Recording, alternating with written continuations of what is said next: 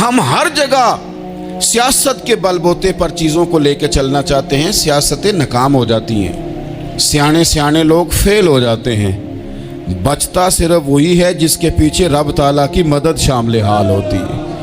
اپنی زندگی کے اندر ہم جو کچھ بھی کر رہے ہیں، جس شعبے سے بھی ہمارا تعلق ہے، آج ہم نے اس بات پہ غور کرنا ہے کہ پہلے تو یہ غور کر لیں کہ جو کام ہم کر رہے ہیں کیا وہ کام ایسا ہے کہ اس میں اللہ کی مدد ہمیں ملے گی؟ اگر آپ کوئی معاذ اللہ ناجائز کام کر رہے ہیں، فعل حرام کا ارتکاب کر رہے ہیں، تو اس میں تو مدد الہی آئے گی نہیں۔ پہلے تو یہ دیکھیں جو کر رہے ہیں وہ کام مدد الہی والا ہے، اور اگر اللہ تعالیٰ کی مدد والا وہ کام ہے پھر اس پر غور کریں کہ کیا ہم نے مالک سے مدد کا سوال کیا ہے، ہمیں مدد میسر آ رہی ہے۔ وہ میں نے بزرگوں سے ایک بات سنی تھی، وہ بڑی یاد رہ گئی۔ وہ فرمایا کرتے تھے قابلیت بھی بڑی چیز ہے لیکن قبولیت سب سے بڑی چیز ہے۔ قابل ہونا بھی بڑی بات ہے لیکن زیادہ بڑی بات یہ ہے کہ اس کی بارگاہ میں قبول بھی ہے کہ نہیں۔ اپنی زندگی میں اللہ کی مدد کی طرف بڑھیں، مالک کی مدد کا حصول اختیار کرنے کی کوشش کریں، اللہ کے ساتھ اپنے آپ کو جوڑیں۔ اگر اللہ کی مدد نصیب ہو، یہ جو ہم جتنا ڈرتے رہتے ہیں، سہمے رہتے ہیں، پریشان رہتے ہیں کوئی کیا کر دے گا، ہمارے ہاں نا ہر شعبے میں معاذ اللہ ایک مافیا ہے، الا ماشاء اللہ۔ وہ مافیا کہتا ہے میرے ساتھ ملو گے تو میں چلنے دوں گا ورنہ میں نہیں چلنے دوں گا، مارکیٹ میں آ ہی نہیں سکتا فلانا بندہ چونکہ یہاں ہمارا قبضہ ہے۔ اور میرے بھائی پھر بہت سارے لوگ جن کی نیتیں اور ارادے بڑے اچھے ہوتے ہیں شروع میں، وہ بھی اس مافیا کا شکار ہو جاتے ہیں اور ان کے رنگ میں رنگ جاتے ہیں۔ یاد رکھنا، کسی شخص کی بلیک میلنگ کا کبھی شکار نہ ہونا، کبھی کسی کی میٹھی اور مسجع مکفہ باتوں کا شکار نہ ہونا۔ کوئی کیا کر سکتا ہے اگر اللہ مددگار ہو تو؟ جس کو رب کریم اٹھانا چاہے اسے کوئی گرا سکتا ہے؟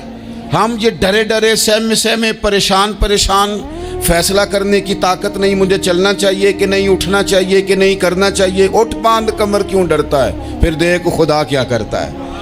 حضرت عبداللہ ابن عباس فرماتے ہیں میرے نبی پاک علیہ السلام نے میری تربیت فرمائی، حضور نے میری تربیت فرمائی، اور محبوب پاک علیہ السلام نے فرمایا عبداللہ یاد رکھنا، یہ نوجوان دوست میری بات لکھ لیں، پریشان لوگ میری بات لکھ لیں، جن کے پاس قوت فیصلہ نہیں وہ اس بات کو لکھ لیں۔ حضرت عبداللہ ابن عباس فرماتے ہیں میرے نبی پاک علیہ السلام نے مجھ سے فرمایا تھا عبداللہ سن، اگر ساری دنیا مل کے تیرا کوئی نفع کرنا چاہے کر نہیں سکتی جب تک میرے رب کی رضا نہ ہو، اور فرمایا ساری دنیا مل کے تیرا کچھ بگاڑنا چاہے تو عبداللہ بگاڑ نہیں سکتی جب تک رب کریم کی حکمت کا تقاضا نہ ہو۔ لوگوں سے ڈرنا، لوگوں کی طرف دیکھنا، ماحول دیکھ کے اپنے راہ کا تعین کرنا، ہر بندے کے خیالات کے مطابق ڈھلنے کی کوشش کرنا، فلانا نہ ناراض ہو جائے، فلانا نہ ناراض ہو جائے، اور جس نے ہونا ہو جائے، بس رب رسول ناراض نہ ہو۔ اپنی زندگی میں اپنے مالک کو مولا جان کے، بل اللہ مولاکم، اللہ تمہارا مولا ہے، وَهُوَ خَيْرُ النَّاصِرِينَ، وہ بہترین مددگار ہے۔ توجہ جب بھی کریں رب کی جانب کریں، اپنے دل کا قبلہ درست رکھیں، سوچوں کے زاویے سیدھے رکھیں۔ میرے بھائی مالک جب بندوبست کر دے نا، جب مالک بندوبست کر دے پھر ایسا بندوبست کرتا ہے کہ لوگوں کے پاس نا چارہ نہیں رہتا۔ حضرت مریم رضی اللہ تعالی عنہا پاک باز تھیں، مسجد میں رہی تھیں، پر مالک کی حکمت کے تقاضے بڑے عجیب ہے نا۔ پھر جناب مریم کو اللہ تعالیٰ نے بغیر شوہر کی اولاد عطا کر دی۔ یہ بات ہی ایسی تھی، وہ کسی نے کہا تھا کہ مخلوق تو فنکار ہے اس درجہ کے پل بھر میں سنگے در کعبہ سے بھی اصنام تراشے، تم کون ہو کیا چیز ہے داغ کبابی، لوگوں نے تو مریم پہ بھی الزام تراشے۔ تو لوگوں نے کہا کدھر سے لے آئی بچہ، تیرا باپ تو ایسا نہیں تھا، کہاں سے لے آئی؟ اللہ کرے میں آپ کو سمجھا سکوں، ذرا اپنے آپ کو وہاں کھڑا کریں کہ ایک پاک باز عورت، پاک باپ کی بیٹی، طیب ماں کی بیٹی، اور اللہ کے گھر میں پرورش پانے والی خاتون، ایک وہ وقت اور ایک یہ وقت کہ اس عورت کو کٹہرے میں کھڑا کر کے پوچھا جا رہا ہے کہ معاذ اللہ تیری گود میں بچہ جائز نہیں ہے، کہاں سے لائی ہے؟ اب خود سے صفائیاں بندہ کتنی کو دے، کتنی کو وضاحتیں کرے. اور میں نے تو اپنی زندگی میں دیکھا ہے زیادہ وضاحت دینے والے کو بھی لوگ جھوٹا سمجھنے لگ جاتے ہیں. زیادہ وضاحت دینے پر بھی لوگ کمزوری کا اظہار سمجھتے ہیں کہ کمزور پڑ گیا. آپ صلح کی کوشش کرتے ہیں، سامنے والا بزدل سمجھ لیتا ہے. زیادہ وضاحتیں بھی کمزور کر دیتی ہیں. اب حضرت مریم کو کٹہرے میں کھڑا کر کے کہا بچہ کس کا ہے؟ تو پھر خدا بندوبست جب کرے، اللہ جب مددگار ہو، تو پھر حضرت مریم کی گواہی درختوں سے نہیں دلوائی، اس نے پتوں سے نہیں دلوائی، پھر فرشتے نہیں بھیجے. حضرت مریم کہنے لگی مجھ سے نہ پوچھو، وہ جو پنگوڑے میں ہے اسی سے پوچھ لو، ان سے پوچھو نا، وہ کون ہے پوچھ لو، ان سے کر لو سوال. انہوں نے کہا پنگوڑے میں چند دنوں کا بچہ، یہ جواب دے گا؟ مددگار تھا رب.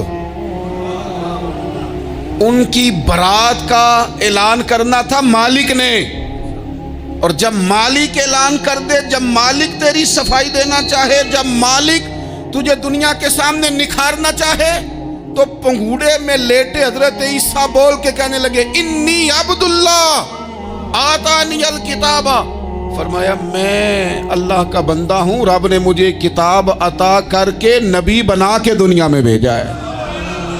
میں اللہ کا بندہ ہوں، کتاب لے کے آیا ہوں، نبی بن کے آیا ہوں. پھر پنگوڑے سے اعلان ہو گیا، پھر بچہ بول پڑا. اور یہ ایک دفعہ نہیں بات ہوئی، یہ بنی اسرائیل میں ایک جریج نام کے شخص بھی تھے جو نماز پڑھ رہے تھے. بعض نے لکھا ہے نفل نماز تھی، اماں نے پکارا تو آئے نہیں، تو ماں کے منہ سے نکل گیا تو اتنی دیر تک مرے گا نہیں جب تک کسی بے حیا عورت کا منہ نہ دیکھ لے. تو وہ عبادت گزار تھے، لیکن لوگوں نے ان کی عبادت، ریاضت، پرہیزگاری کو نہیں دیکھا. بس ایک عورت کو بھیج کے الزام لگوا دیا. وہ عورت آیا جایا کرتی تھی، اب آ جاتی ہیں عورتیں، مسئلہ پوچھنے کی نیت سے بھی آ جاتی ہیں. ماحول میں کچھ جگہ ایسی بھی ہیں جہاں عورتیں دم کرانے کے بہانے آ جاتی ہیں. وہ خاتون آتی جاتی تھی اس خانقاہ پہ، آستانے پہ، یہ بخاری میں موجود ہے. پھر اس نے کہا میری گود میں جو بچہ ہے یہ انہی کا ہے. مجھے بتائیں کیسے بندہ وضاحت دے؟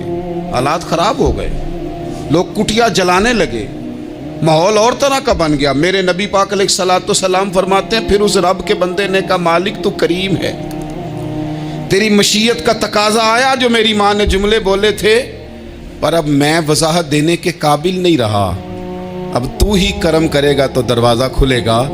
تو وہ چند دنوں کا بچہ پنگوڑے میں بول کے کہنے لگا میں اس درویش کا نہیں، میں تو فلانے چرواہے کا بچہ ہوں، وہ جو بکریاں چراتا ہے. رب کی مدد کو پکاریں، اپنے ساتھ اپنے مالک کی مدد کو شامل کریں، تھوڑے رزق پر بھی گزارا اچھا ہونے لگ جائے گا. سارے لوگ آپ کو گرانے کی تدبیریں کر رہے ہوں گے اور مالک آپ کو عزتیں عطا فرما دے گا. اس کی بارگاہ سے حکمت کا تقاضا اور ہو جائے گا. ہم نے ساری زندگی لوگوں کو راضی کرنے میں گزار دی، ساری زندگی بڑھاپا آ گیا بچوں کو پالتے، اور بچوں نے آخری عمر میں کہہ دیا ابا اگر کوئی ڈھب کا کام کر لیتے تو آج ہمارے دن بھی پھر نہ جاتے.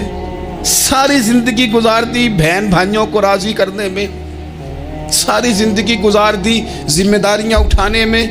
ان کو 99 دفعہ دیا، ایک دفعہ نہیں دیا تو انہوں نے کہہ دیا تو نے تو کبھی دیا ہی نہیں، تو تھا ہی نہیں. ساری زندگی محلے داروں، علاقے والوں کو راضی کرنے میں گزار دی.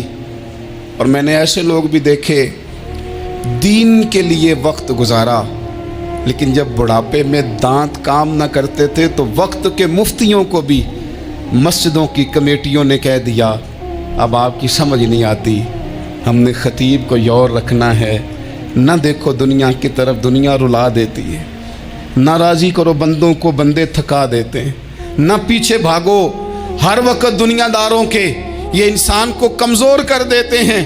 وہ تو کریم ہی بڑا ہے، 2 آنسو زمین پر بعد میں گرتے ہیں، بندے کے گناہ سارے پہلے معاف فرما دیتا ہے. اللہ کی مدد کا حصول، اپنے مالک کی مدد کی طرف بڑھنا. آپ کو بدر کی جنگ بھی یہی درس دے گی، آپ کو احد کا میدان بھی یہی سبق دے گا، فتح مکہ بھی یہی سبق دے گا. میرے دوستو جب رب مدد فرمائے، جب اللہ مددگار بنے.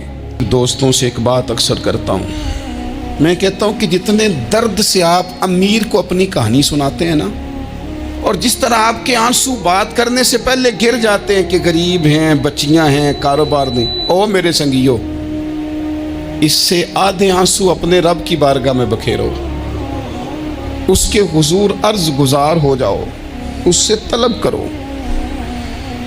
ایک وقت انسان پر زندگی میں ایسا آتا ہے کہ اسے یوں محسوس ہوتا ہے کہ میرا سایہ بھی ذرا سا پیچھے ہٹ گیا ہے، اسے یوں لگتا ہے کہ میں کسی سہارے پہ ہاتھ ڈالتا ہوں تو وہ بھاگ جاتا ہے مجھ سے۔ لیکن مالک کی بارگاہ ایسی عظیم بارگاہ ہے، رب رسول کے آستانے اتنے بڑے ہیں کہ آپ جب وہاں کشکول طلب دراز کرتے ہیں تو جھولی پھیلانے میں دیر لگتی ہے، ان کو بھرنے میں تو کوئی دیر نہیں لگتی۔ ہم نے اپنا سوچ کا قبلہ ہی دنیا کو بنا لیا ہے۔ یہ جو اللہ والوں کی مدد ہے، یہ تو ہے نہیں، اللہ ہی کی مدد ہے، لیکن یہ جو سیٹھوں کی طرف توجہ کرنا، نوابوں کی طرف توجہ کرنا، دنیا داروں کی طرف توجہ کرنا اور اپنا مزاج اس طرح کا بنا لینا، یارو گردن کو جھکا دیتا ہے خیرات کا پتھر، جہاں میں مانگنے والوں کے سر کبھی اونچے نہیں ہوتے۔ اور اقبال کہتے ہیں غیرت ہے بڑی چیز جہانے تگ و دو میں، پہناتی ہے یہ فقر کو تاج سردارا۔